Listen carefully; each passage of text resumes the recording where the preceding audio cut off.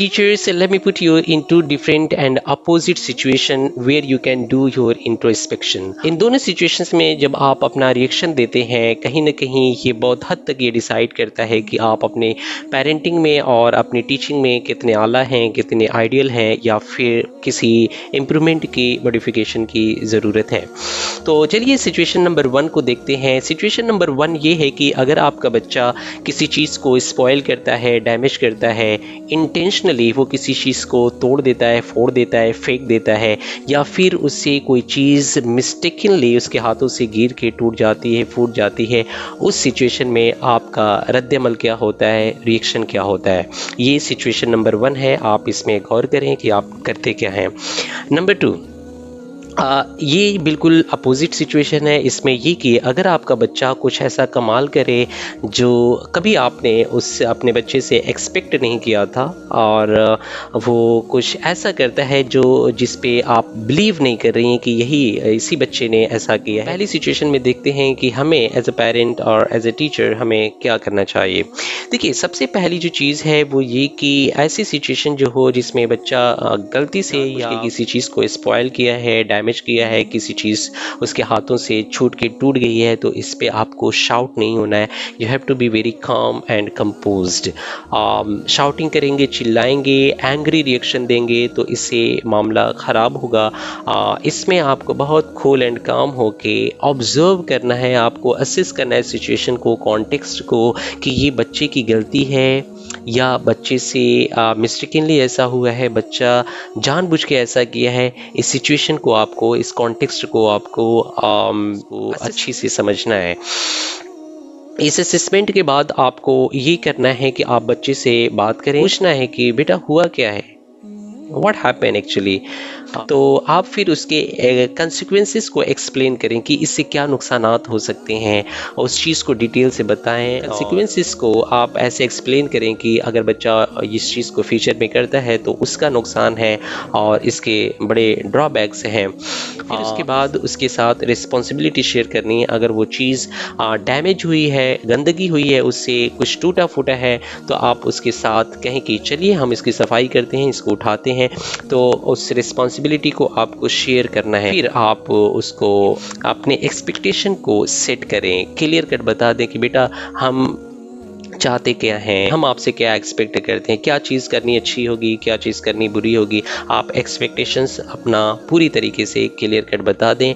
उसके बाद आपको जब लगे कि बच्चे को कुछ समझ है, अंडरस्टैंड कर रहा है, तो पॉजिटिव रीइंफोर्समेंट दें। पॉजिटिव रीइंफोर्समेंट बच्चों को ऐसे दे सकते हैं, तो आपको आपके साथ मिलकर उस चीज़ की सफाई की तो आपको पहले अप्रिशिएट करना चाहिए। आप उसको, ये चीज़ नहीं होनी चाहिए थी, आपको इस चीज़ का रिग्रेट है, आप इस पे शर्मिंदा है और मुझे उम्मीद है कि आप नेक्स्ट टाइम ऐसा नहीं करेंगे।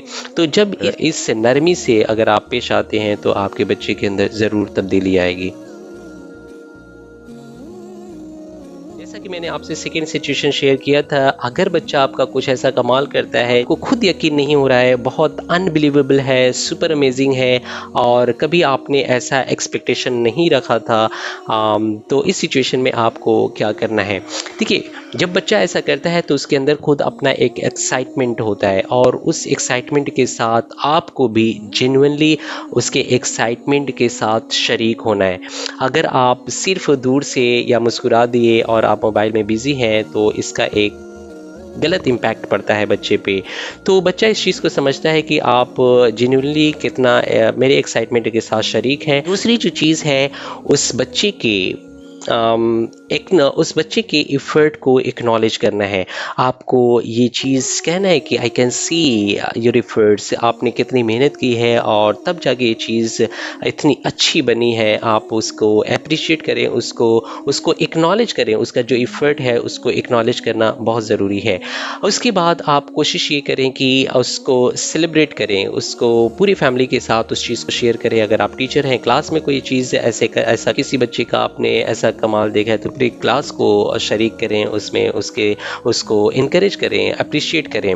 जब आप बच्चे को इस तरीके से इनकरेज करते हैं तो जाहिर सी बात है जब वो नेक्स्ट अपने प्रोजेक्ट पे काम करेगा, जो भी अमल कर रहा है वो उससे ज़्यादा उसमें मेहनत करेगा और अच्छा करने की कोशिश करेगा। अचीवमेंट को लोगों तक, दूसरों तक पहुंचाना है। आप एक्सटेंडेड फैमिली में चचा को, नानी को, खाला को, मामू को, जिसको भी चाहे आप उसको शेयर कर सकते हैं। और फिर उसके बाद आखिरी बात ये कि बच्चे के साथ एक रिफ्लेक्टिव कन्वर्सेशन करें। उसका जो एक्सपीरियंस रहा है बनाने का, उसमें आप पूछें कि बेटा इसको करने में कौन सा ऐसा पॉइंट्स था, कौन सा ऐसा पार्ट था जिसमें आपको चैलेंजेस फेस हुए, या फिर आपको सबसे इंटरेस्टिंग पार्ट इसमें कौन लगा, जब आप इसमें मेहनत कर रहे थे तो सबसे मज़ा किस चीज़ में आया। तो थोड़ा एक रिफ्लेक्टिव कन्वर्सेशन होगा एक्सपीरियंस के हवाले से, तो बच्चे के साथ एक बेहतरीन ताल्लुक भी बनेगा। तो ये चीज़ें आपको करनी है दोनों सिचुएशंस में। मैंने बताया कि आपको इन दोनों सिचुएशन में कैसे रिएक्ट करना है। अगर आप करते हैं मेरे ख्याल से बच्चे के अंदर एक बहुत पॉजिटिव चेंज आएगा और बच्चे के अंदर आप इस तरीके से बहुत सारे कमाल देख सकते हैं। बहुत बहुत शुक्रिया।